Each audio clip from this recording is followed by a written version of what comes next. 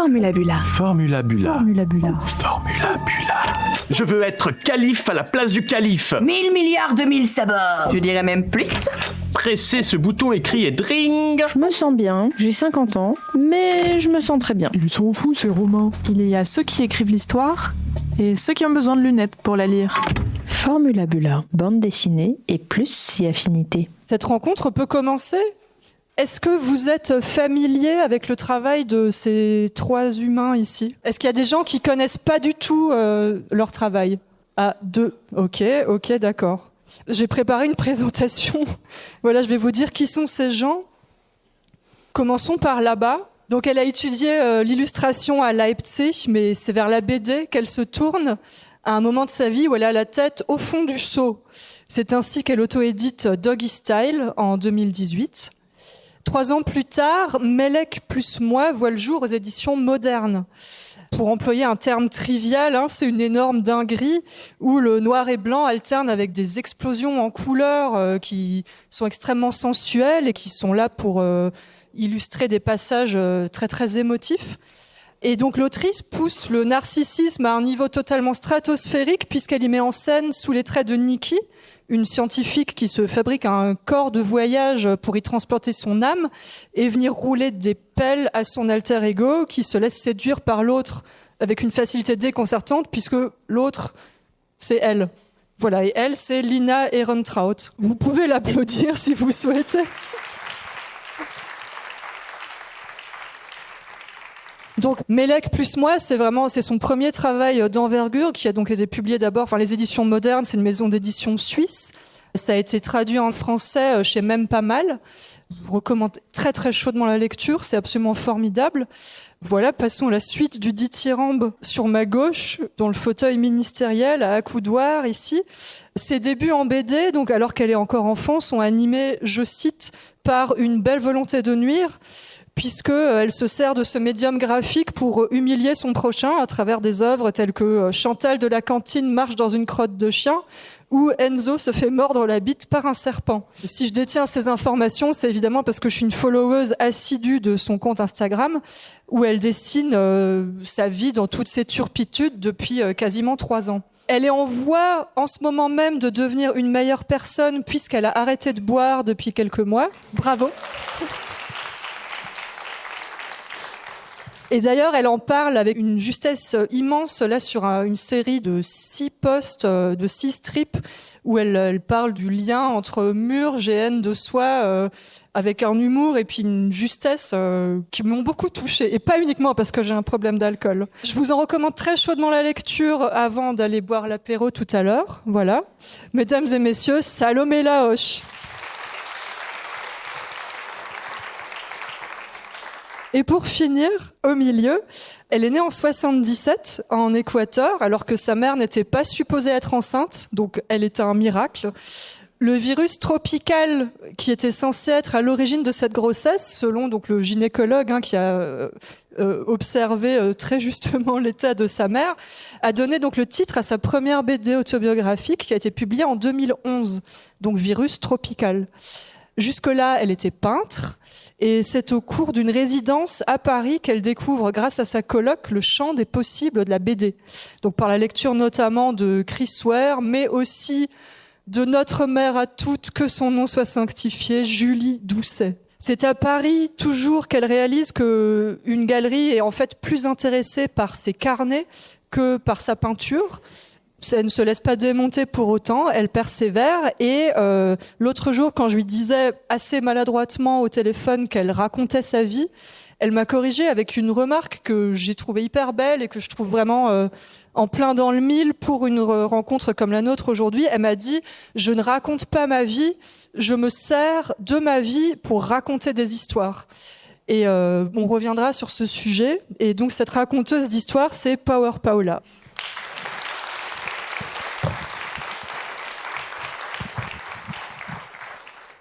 Voilà, bonne soirée.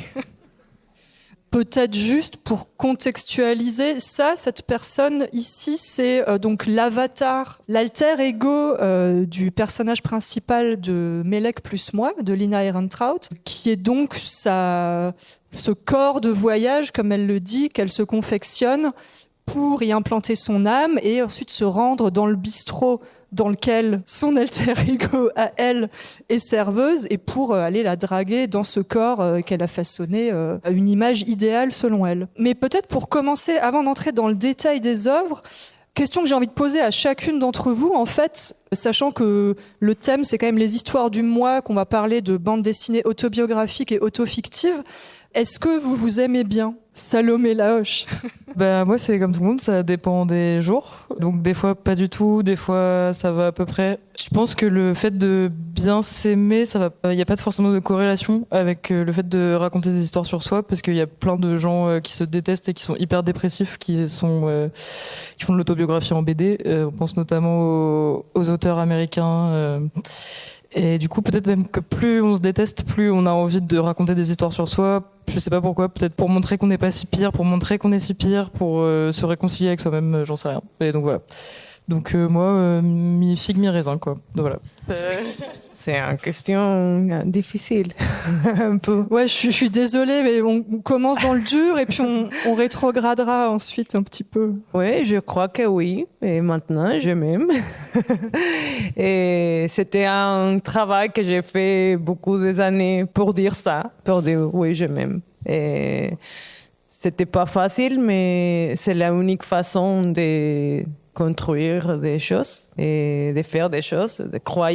Pas que c'est pas seulement l'amour, c'est de croire en moi. Ouais. Merci. Et toi? Ich glaube, es gibt so Tage. Il y a des journées où je me trouve très bien et en général, je suis convaincu de ce qui me concerne, en ce qui concerne surtout le travail.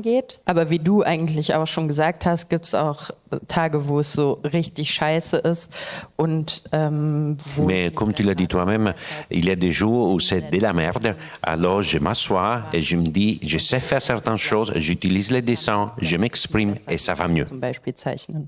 Et pour rester, disons, dans le champ biographique, toutes les trois, il y a un moment où vous vous êtes lancées dans la BD et très rapidement, en fait, c'était de la BD autobiographique. Alors, vous n'avez pas la même histoire, évidemment, mais il y a eu le choix de s'exprimer de cette façon-là. Pour toi, par exemple, qui venait de la peinture, Lina plutôt de l'illustration à Leipzig.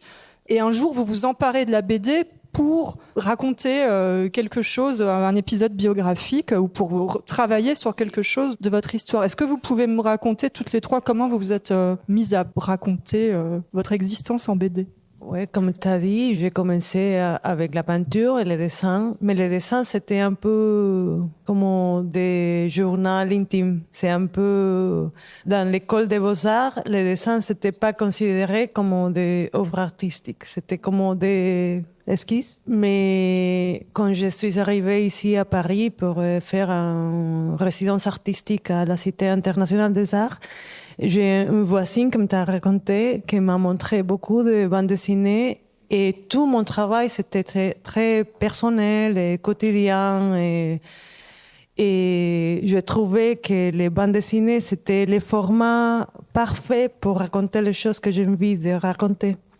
Et aussi, j'ai trouvé que c'est un monde que c'était pas prétentieux. Je peux pas être sérieuse avec moi. Non, c'est pas comme ça. Et... Te prendre au sérieux? Ouais, c'est ça. Et ça m'a donné beaucoup de liberté de raconter des histoires de ma vie. C'est comme ça que en fait, c'était beaucoup des années que j'ai lu beaucoup de bandes dessinées et après, j'ai décidé de faire des bandes dessinées. C'était pas facile, c'était un truc qu'il faut essayer beaucoup et d'être toute seule. Et c'était pas comme la peinture que tu ne penses pas sur le spectateur. Et avec la bande dessinée, tu dois penser dans quelqu'un qui va lire et j'ai envie de raconter une histoire. Et c'est pas la même chose. Et c'était un peu difficile, mais tous les artistes que j'aimais beaucoup mes références sont des gens qui travaillent avec son propre vie. Et c'est pas seulement de la bande dessinée et de l'art en général. Et c'est comme ça que j'ai trouvé la bande dessinée comme un métier pour raconter les choses que j'ai envie de raconter. Et juste parce que, pour préciser, comme tu me le disais l'autre jour, mais la bande dessinée, finalement, se trouvait dans la continuité déjà de ton travail de peinture, où tu intégrais déjà à la peinture des mots, il y avait déjà un côté verbal dans ton art pictural, en fait. Ouais, ma peinture, c'était très graphique. Et j'ai utilisé beaucoup de mots, un peu d'illustration aussi. Mais quand j'ai commencé à faire des bandes dessinées, j'ai abandonné la peinture. J'ai pas trouvé la même façon de penser, d'être avec ça. Et c'était en 2018 que j'ai un accident et je me cassais le bras en 5 parts. C'était horrible, mais c'était génial aussi parce que j'ai appris à faire la peinture avec les mains gauches et c'était pas domestiqué. Je crois que maintenant, je peux mélanger les deux mondes. Je suis contente maintenant parce que j'ai trouvé de m'exprimer avec la peinture et la bande dessinée aussi. Moi, en fait, je lisais beaucoup de BD quand j'étais petite. Et assez tôt, je l'avais pas formulé comme ça, mais instinctivement, je crois que mes bandes dessinées préférées, c'était les bandes dessinées autobiographiques. Mais sauf que c'était des grandes histoires, quoi, avec vraiment un sujet, et c'était un livre complet. Donc, par exemple, Persepolis, voilà. Mais à l'adolescence, j'ai commencé à lire des blogs BD où du coup c'est des petites, c'était des strips sur le quotidien. Il n'y avait pas besoin de se prendre la tête outre mesure. Et j'ai commencé à dessiner du coup ma vie aussi dans des carnets comme si je tenais un blog BD, sauf qu'en fait je le montrais à personne. Et heureusement, parce que c'était, franchement, j'ai revu, c'est l'enfer. Et En même temps, t'étais collégienne, enfin voilà, oui, on mais te pardonne. quand même, tu vois, même les trucs que tu fais au collège, même si tu te dis bon, t'avais 11-12 ans, ça va, en fait non, ça brise quand même quelque chose d'aller revoir. Et du coup, j'ai toujours eu un peu cette pratique et je savais que je voulais faire de la BD, mais pas forcément que de la BD autobio. C'était pas une fin en soi, mais c'était une sorte d'à côté. Et en fait, ce qui est cool avec la pratique de raconter son quotidien, etc., c'est que il n'y a pas besoin de trop se creuser la tête à trouver des scénarios. Il y a toujours quelque chose à raconter. Et on peut difficilement se tromper puisqu'on parle de quelque chose qu'on a vécu, qu'on vit de l'intérieur. Et du coup, on va forcément avoir raconté quelque chose de vrai. Et du coup, j'ai commencé à publier ça sur Instagram bien plus tard. Et je trouve qu'il y a un truc qui est un peu honteux avec la bande dessinée autobiographique, d'en faire. Enfin, déjà, la BD, c'est un peu un sous-art. Bon, moins maintenant, mais voilà. Mais alors, la bande dessinée autobio, c'est vraiment le truc de branleur, quoi. Et en fait, le truc qui sauve un peu quand on en fait, c'est de se rendre compte que si on a vécu quelque chose, il y a forcément plein de personnes qui ont vécu la même chose et qui vont se reconnaître, et que du coup, ça fait aussi du bien aux autres, quoi. Mais du coup, oui, pour répondre à la question, moi, j'ai commencé au collège en lisant des blogs BD. Voilà. Je voudrais donner la parole à Lina, mais on reviendra sur, je trouve c'est intéressant cette catégorisation de sous-genres, de genre de pouilleux absolu, parce que justement on a l'exemple avec Paola qui est, pour qui la BD est l'aboutissement en fait. Je veux dire, elle a arrêté la peinture et a trouvé une forme d'expression absolue, qui lui correspond dans la BD. Donc en fait, il y a un côté, la peinture c'est pas suffisant, tu vois. Et je trouve intéressant cette hiérarchie, la noblesse ou l'absence de noblesse de. Encore une fois, cette expression raconter sa vie, quoi. Enfin, je veux dire, c'est pas genre, ouais, je raconte ma vie, c'est un peu. On reviendra là-dessus. Lina, tes débuts en tant que auto-fictionniste. Avant de faire ma première BD, j'ai fait plusieurs dessins dans des séries. Den ersten längeren Comic Doggy Style. Et à un moment donné de ma vie, j'étais achevé, je me suis dit, je vais faire quelque chose, j'ai construit une histoire plus longue, plus structurée. Ich mache jetzt einfach mal was. Und dann habe ich gemerkt, dass mir das Je me suis rendu compte qu'écrire à la fois des textes et avoir des images, ça m'a permis d'enrichir mon discours et mon échange, parce qu'avant ça me manquait parce que j'avais que des images. gefehlt hat. Weil so die Bilder, die ich so vorher gemalt habe. Parce que trop souvent, je me suis rendu compte que les images que je faisais auparavant étaient super dépressives. Sprache gibt da rein. Et le langage nous permet, en utilisant les mots qu'on souhaite y placer, de s'exprimer et donner une autre touche qui rend la chose beaucoup plus légère et beaucoup plus viable. Ja, wird so. Und meine Art zu arbeiten generell. Et très souvent, quand j'ai fait la mise en place de personnages dans l'espace, c'est une mise en place qui correspond à mon propre vécu et ils disent des choses que j'ai déjà entendues. Aber dann halt Sachen passieren. Mais à la suite, il y a des moments, des choses qui se passent qui ne sont jamais passées ou qui ne passeront jamais. C'est une dimension de science-fiction ou de fantasy qui me permet de voyager. Und das war für mich voll wie so Ça m'a permis de me libérer. Parce que si je passe en revue l'histoire, je me dis, mais c'est comme un rêve de jour. Tagtraum. Et je me dis, mais qu'est-ce qui va se passer si la personne commence à se prendre en sérieux ou pas, à agir comme ça? Und dann à fricoter avec elle-même. C'est remarquable. Ja, und dann habe ich. Et ensuite, je me suis dit, mais finalement, j'écris une histoire et je peux écrire ce que je veux. Et du coup, c'est rigolo et je suis chez moi. Zu Hause in Comic, ja. Tu mentionnes la légèreté qu'a apporté la langue aux images que tu faisais auparavant. Salomé, toi, tu as une tendance aussi à tourner des trucs parfois totalement tragiques et lourds à la pure gaudriole, quoi. Que ce soit par la science-fiction ou la blague ou la distance, enfin, il y a quand même une volonté de s'éloigner un petit peu, enfin, quand même transformer un peu la réalité. C'est-à-dire que tu parlais tout à l'heure de raconter des histoires vraies, enfin, tu parlais de vérité. Justement, c'est là où vous ne faites pas que raconter votre vie, c'est qu'on embellit, on a le souci de la blague et de la distanciation un petit peu, quoi. Oui. Non, je sais pas, c'est pas une question, en fait, vraiment. Bah, pour le truc des blagues, je pense que c'est important de mettre une distance entre ce qu'on vit et ce qu'on va raconter. Parce que sinon, on tourne très vite un truc dans le pathos, ou c'est chiant, ou ça fait trop mal. Il y en a qui le font avec de la poésie, en changeant un peu l'histoire et tout. Bah, moi, c'est les blagues parce que j'aime bien faire ça et que ça légitime un peu ce que je fais parce que c'est pas hyper bien dessiné, c'est pas hyper poétique, mais du coup, si les gens rigolent, ben, ça va. Et ça permet de se protéger aussi à fond. Et après, ça, c'est pas que quelque chose que les gens font en bande dessinée. J'ai l'impression que quand on raconte des trucs tragiques qui nous sont arrivés à nos potes, bah, on va quand même mettre des petites blagues et tout. Parce que c'est une façon de processer le truc. Enfin, là, c'est quand même différent de savoir qu'on va être lu que de juste écrire son journal intime. Donc, oui, il faut quand même que ça ait un début, une fin, une forme de narration, que ce soit agréable pour le lecteur. Voilà, mais en fait, il n'y avait pas trop de questions, donc je sais pas trop où je vais là. Non, mais c'est une discussion, okay. C'est ça.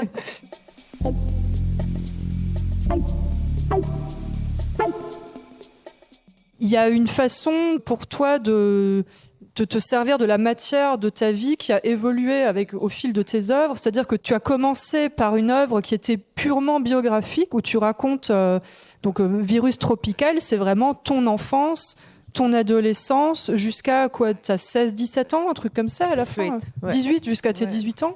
Et là, il y a vraiment purement une envie de raconter les interactions entre toi et tes sœurs, avec ton père. Enfin, il y a quelque chose de quasiment, de vraiment documentaire finalement. Et où, au fil des œuvres, tu t'éloignes de ce souci purement documentaire.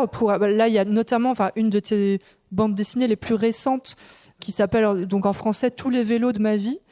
Et où elle a pioché donc les vélos qu'elle possédait à différents moments de sa vie, à différents endroits géographiques aussi. Et puis elle part de ce vélo, de comment elle l'a acquis, comment elle se l'est fait voler, comment elle l'a perdu, pour partir de là et raconter des épisodes qui sont légèrement modifiés aussi, où tu prends des libertés avec la matière.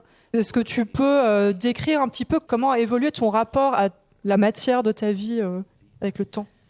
Oui, quand j'ai commencé à faire des bandes dessinées, j'ai trouvé que j'ai envie de raconter toutes les choses qui m'ont passé et toute l'histoire de ma famille est très inspirée pour un écrivain colombien qui s'appelle Andrés Caicedo et qui, lui, il a parlé beaucoup sur Cali, un Cali que j'ai pas connu. C'était un Cali très bohémien, très artistique. Et le Cali où j'ai grandi, c'était un Cali et de le narcotrafic. Et c'est très violent. Il n'y a pas les mêmes choses que j'ai lues. Et c'était pour moi c'est de mon inspiration parce que j'ai envie de raconter mon Cali, mon Bogota, au Paris, parce que je sais qu'après, ce sera une autre chose complètement différente. Et Virus Tropical, c'était une histoire que j'ai envie de raconter sur une famille colombienne qui est migrante, qui habite dans l'Équateur, que c'est très latino-américaine, très religieuse, mais aussi très paranormale. Et après, ce livre, j'ai trouvé que j'ai pas envie de raconter tout. Et j'ai envie de raconter peut-être des petites histoires, plus lentement, pas beaucoup d'informations.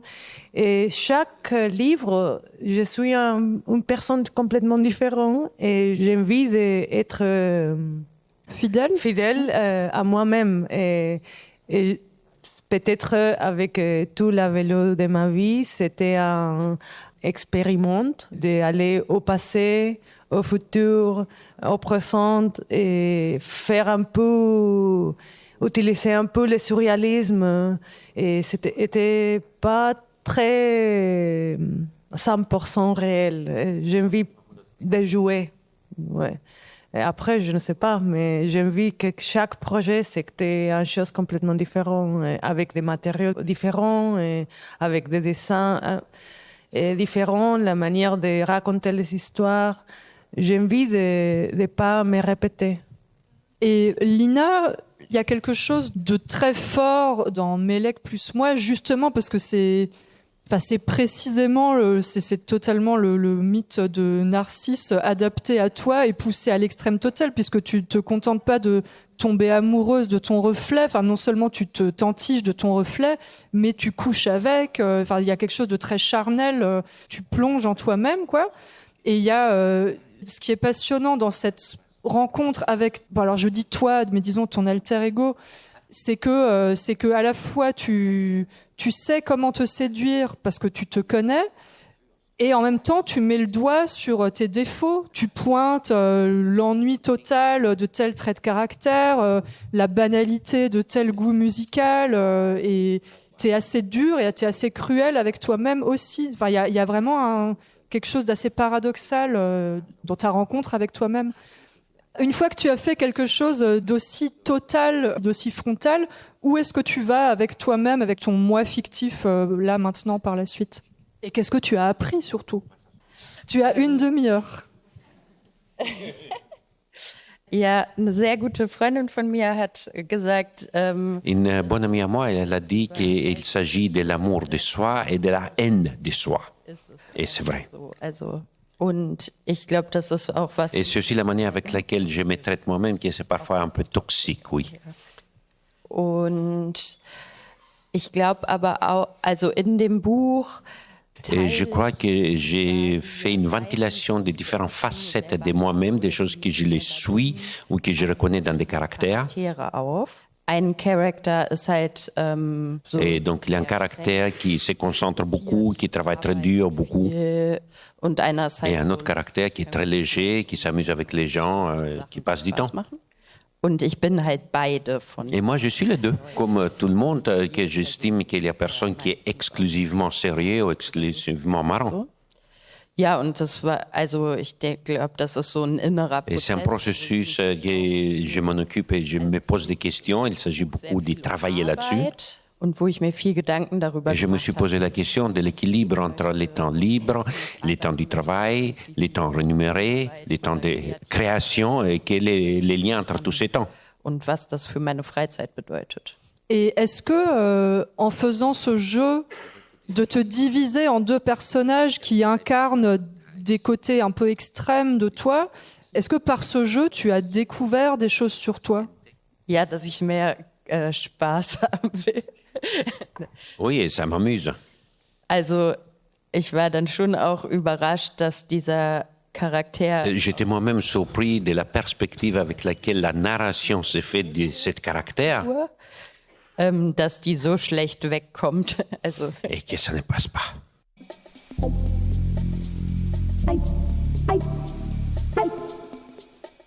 pour revenir à la noblesse ou à la non-noblesse de ce genre, tout à l'heure, Salomé, tu comparais en fait ton travail avec la pratique d'un journal intime qui serait peut-être plus, toi tu mets dans ton œuvre un peu plus de distance, et le journal intime serait un truc un peu plus sérieux, un peu difficile à lire et qui n'est pas vertu à être partagé. Ce qui me fait penser au journal d'Anaïs Nin, où à la base, en fait, elle est devenue plus célèbre pour son journal que pour son œuvre littéraire. Et je pense que en écrivant son journal, en fait, elle s'écoutait écrire aussi. Elle écrivait pour elle, mais à la fois avec quand même une espèce de certitude que ça avait vertu à être publié et à être partagé. Ce que je trouve intéressant avec son journal à elle, enfin, donc c'est une pratique qui est pas honnêtement purement du journal pour une raison d'hygiène intime. C'est vraiment un journal écrit par une femme de lettres qui veut être publié un jour.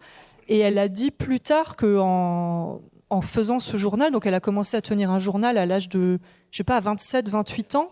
Le premier volume, moi j'ai lu ça, j'avais son âge, je me suis dit merde, à 100 ans d'écart, on se pose les mêmes questions. Je ne suis pas juste une grosse merde du 21e siècle. Non, dans les années 20, elle se posait les mêmes questions que moi, alors que elle, c'est à Artaud qu'elle roulait des pelles, et pas Jean-Michel Truc. Je vais l'appeler Jean-Michel. Et donc il y a quelque chose qui devient une œuvre littéraire.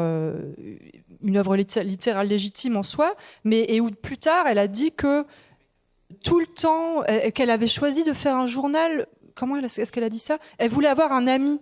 J'ai fait ce journal pour avoir un ami, et en passant ma vie à parler à cet ami, peut-être que j'ai gaspillé ma vie.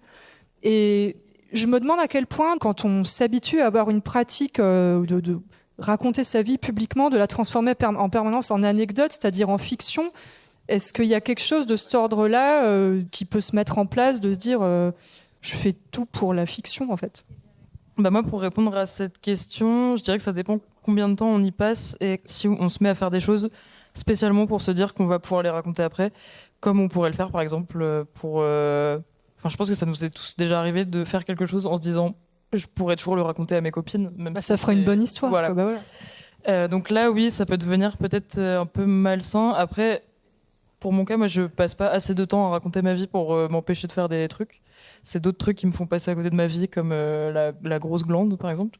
Mais bon, ça, voilà, chacun son truc. Par contre, j'ai l'impression que avec la pratique du journal, de toujours se mettre en scène soi-même, nanani, et de faire que ça, on peut tomber quand même dans quelque chose d'un peu étriqué et qui se mord la queue, pour le dire poliment. Du coup, je pense que c'est bien de pas faire que ça tout le temps, à moins d'avoir une vie vraiment passionnante, ce qui est le cas de peu de personnes. Donc, voilà. L'intérêt aussi, c'est que même dans les choses qui ont pu t'inspirer, dans le blog BD, c'est quand même aussi de faire une histoire de trucs complètement à chier, d'un truc qui moisit dans ton frigo, pour faire référence à l'épisode de la raclette. Voilà. Fameux. Tout le monde connaît cet épisode. Est-ce que vous avez tous lu des blogs BD dans votre vie ? Des têtes se hochent mollement. Il y a Boulet qui a fait pourrir sa raclette et voilà, on en parle encore 15 ans après. Donc c'est quand même un épisode fondateur de... Oui, donc Boulet, blogueur BD. Enfin, je sais pas, est-ce que j'ai vraiment besoin de faire une remise à niveau ? Non, Boulet est un blogueur, un homme qui fait des petits Mickey sur l'internet, qui est pas fondateur, mais je veux dire une figure importante du blog BD que tu as beaucoup lu toi-même d'ailleurs, que j'ai lu, qu'on a beaucoup lu, qui a fait un jour une note de blog sur du fromage à raclette ou une vieille raclette, enfin un truc qui avait moisi dans son frigo et sur lequel il projette toute une espèce de... le machin prend vie, devient une forme de vie autonome, et voilà, c'est nul et c'est formidable et c'est ça qu'on veut lire, quoi.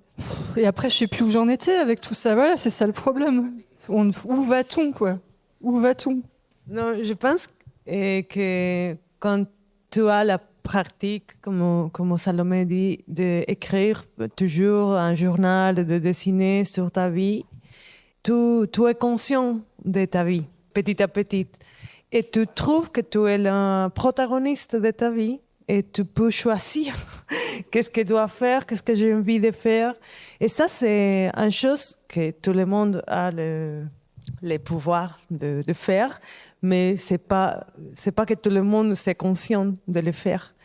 Et ça, pour moi, c'est très intéressant. Et c'est pas seulement faire des bandes dessinées, sinon d'être conscient de qu'est-ce que c'est ça, d'habiter ici.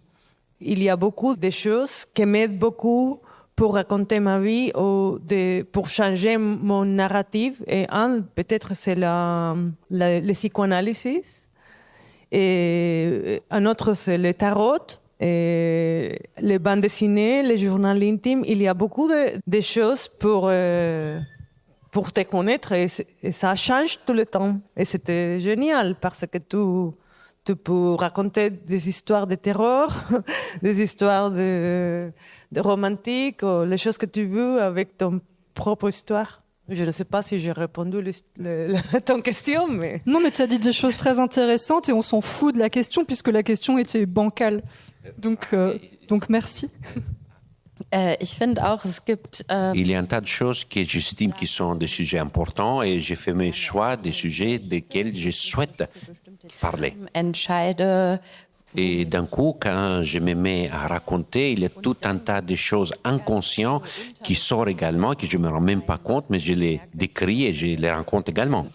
Und wo wir bei Comics sind. Et surtout, je peux dire que quand je m'exprime dans une BD, j'ai à la fois mon dessin, comment je vais utiliser mon crayon, comment je vais accentuer les différentes figures, les exprimer et quels mots je vais choisir. Ist mein Strich beim Zeichnen. Et ce qui rend les BD tellement intéressants et passionnants, c'est qu'il y a tellement de niveaux différents où on peut s'exprimer sur plusieurs registres. Et certains, j'ai fait des choix conscients et d'autres, ça arrive comme ça. Peut-être il y a quelque chose d'intéressant dans à la fois la façon dont tu te mets en scène dans ton œuvre, mais aussi, en fait, il y a quelque chose en parallèle de ça qui est que tu fabriques des vêtements, c'est-à-dire que tu fabriques, tu couds, tu brodes, elle se fait des tenues, elle dessine sur ses propres vêtements, tu conçois des bijoux aussi. Et tu te mets en scène dans tes bandes dessinées avec ces vêtements que tu as inventés. Donc il y a vraiment un truc d'invention, de création totale d'un personnage où la frontière se brouille un petit peu entre la réalité et la fiction. En fait, tu construis un personnage et surtout, je trouve que tu montres quelqu'un avec toutes ces spécificités, ce corps que tu as, ces vêtements que tu as, et tu te montres tel que tu es, pour aussi avec une volonté de créer des bandes dessinées qui montrent une diversité, même de sexualité, de corps et de personnalité, qui avait peut-être pas, ou tu n'as peut-être pas toi-même eu d'exemple dans la bande dessinée quand tu lisais des BD. Enfin, je sais qu'il y a dans ton travail un souci aussi de création, de représentation et d'invention, en fait, pour diversifier les personnages existants. Je crois que c'est un point que tu évoques là, de créer une identité. C'est par exemple ce que font certaines personnes quand ils utilisent les social media. Und wir haben ja generell durch, wie wir uns kleiden, wie wir unsere Frisur machen, wie wir... Et on est tous en train de jouer en fonction de la manière dont on s'habille, on s'exprime, on gesticule, on utilise le langage à montrer une image de soi. Wer wir sind.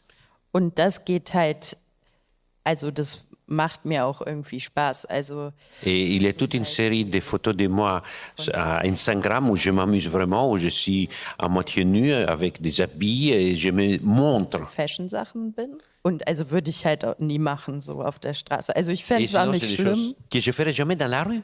Also nicht, weil ich ein Problem damit habe, sondern einfach, weil es mich nicht interessiert. Aber mich interessiert es halt.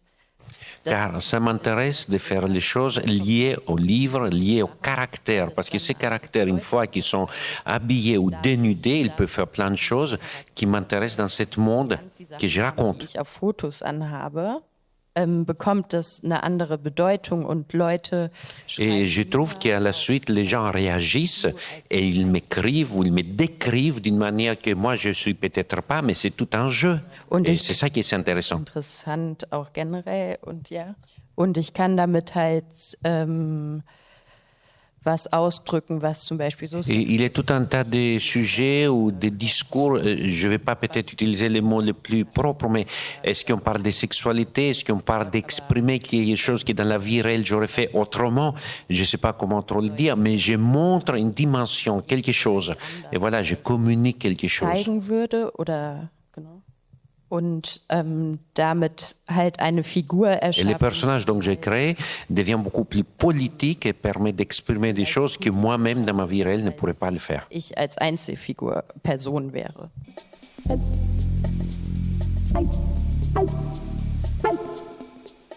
Est-ce que vous deux, dans votre biographie, vous avez eu le sentiment, toi, tu disais tout à l'heure que les seules bandes dessinées autobiographiques ou autofictives que tu avais pu lire dans ta jeunesse, c'était quand même des trucs avec des sujets très sérieux. Enfin, je sais pas à quoi tu penses. Tu pensais peut-être à Marjane Satrapi ou tu pensais à Spiegelman Voilà, Spiegelman, David B, etc. Donc, après, c'est pas vrai que c'est les seuls auxquels j'avais accès. Mais ma mère, elle avait un peu des sortes de fanzines, un peu de punk, avec des histoires de branlettes et tout. Donc, oui, c'était quand même plutôt les livres qui sortaient dans les années 2000. C'était des grandes histoires, machin. Enfin, c'était avant les blogs BD. Et j'avais un peu accès à ce qu'on me donnait aussi. Donc, je sais pas, j'avais pas lu les trucs de Julie Doucet, par exemple, tout ça. Tu avais l'impression de reconnaître, enfin trouver, toi, si on parle de la question des modèles, de la représentation, de se reconnaître dans des héros de fiction ou dans des personnages qui racontent leur existence. Est-ce qu'il y avait des gens qui étaient comme ça, des modèles, ou tu ne voyais pas je me reconnaissais dans le sens où c'était des êtres humains, il leur arrivait des trucs, et vu qu'ils le racontaient de l'intérieur, donc j'avais des émotions avec eux, quoi. Mais après, ça mettait surtout une grosse perspective de... Il y a des gens qui vivent des choses très dures, et toi, ta vie, elle est vraiment pépère. Donc, faut pas trop se plaindre. Et donc, ça crée à la fois ce fossé immense où tu te dis, putain, c'est ça, toutes les vies qu'on peut vivre et qui peuvent prendre des formes super différentes et hyper difficiles par rapport à ce que moi, je vis. Et en même temps, c'est une façon d'avoir un petit Judas dans lequel on regarde et on a accès à la vie de ces gens et on peut comprendre aussi. Et donc, en fait, lire de l'autobio faite par d'autres gens, c'est aussi une façon de sortir de soi-même, paradoxalement, et de s'intéresser aux autres. Toi, tu te reconnaissais dans certaines bandes dessinées que tu lisais ou tu étais absente de l'univers de la fiction? Non, je me souviens que quand j'ai vu les bandes dessinées de Julie Doucet et les Diary of New York, pour moi, c'était quoi? Qu'est-ce que c'est ça? J'ai envie de faire la même chose. Et après, c'était tard en plus, c'est ça. Enfin, c'était pas dans ta jeunesse, c'était pas dans ton adolescence. Non, j'étais grande. J'étais vieille, tu avais la vingtaine. Ouais, très vieille quand j'ai lu ça. Et après, j'ai seulement envie de trouver des femmes qui racontent sa vie. Et j'ai cherché David Rechtler, Aline Kominsky. J'aimais beaucoup la façon de dessiner parce que quand j'étais petit en Équateur, dans la Colombie, il n'y a pas beaucoup de bandes dessinées. Et c'est seulement Calvin et Hobbes, que c'était pas mal du tout, mais c'était génial. Mais c'est pas... les choses que j'ai vues sont des super-héros et des corps très hégémoniques. Et les femmes sont très belles, mais je n'ai jamais senti quelque chose approche de ça. Mais quand je suis arrivée ici, que j'ai trouvé beaucoup de femmes qui dessinent un peu, que je crois que c'était un langage aussi. Un langage, oui. Et ce n'est pas seulement les textes. La façon de dessiner m'a montré quelque chose de traumatique. Et c'était, pour moi, j'ai envie de lire plus de traumatique aussi. et c'est pour ça que j'ai commencé à faire des bandes dessinées. C'est grâce à elle, parce que je me vois moi-même là-bas. Ouais. Oui, disons, on cherche des compagnons. Il y a un sentiment aussi même si on sort du registre du blog BD, mais je veux dire, le travail autobiographique, autofictif, avec sa sensibilité, son récit de misère absolue peut... un rôle hyper important de compagnon de route. Julia Wertz, quoi de mieux que Julia Wertz, ou je sais pas, pour sortir de la BD, le journal de Kafka, quand vous êtes au fond du trou, la tête au fond du gourbi, lisez le journal de Kafka ou de Julia Wertz, qui va aussi mal, sinon plus mal que vous. Et la vie est plus supportable, quoi. Ouais. Je sens que ce sont des gens qui t'ouvrent la porte et te disent « Fais, qu'est-ce que tu veux ? Allez !» Ouais, te donnent de la liberté. Je ne sais pas si tu as envie de réagir à ça, parce qu'il n'y a toujours pas de questions, c'est ça le... Wo du gerade gesagt hast von so Superhero-Geschichten und sowas. Tu as parlé des super-héros, c'est là où je vais rebondir. Und ich habe diese Geschichten geliebt auch. Et moi, j'adorais ces histoires. Und auch Fantasy generell, Herr der Ringe, so alle. Lord of the Rings, Le Seigneur des Anneaux et des histoires comme ça, j'ai beaucoup aimé aussi. Und ja, ich hätte halt gerne so die queere Version von diesen Geschichten und das ist, glaube ich, schon ein Ansporn auch an mich selber. Et surtout, ce qui s'est arrivé, c'est que j'ai trouvé une correspondance entre ce qui se passe dans ce monde fantastique, science-fiction, et ce qui me touche moi profondément. Il y a des ponts à créer. High Fantasy, Sci-Fi zu mischen. Oui.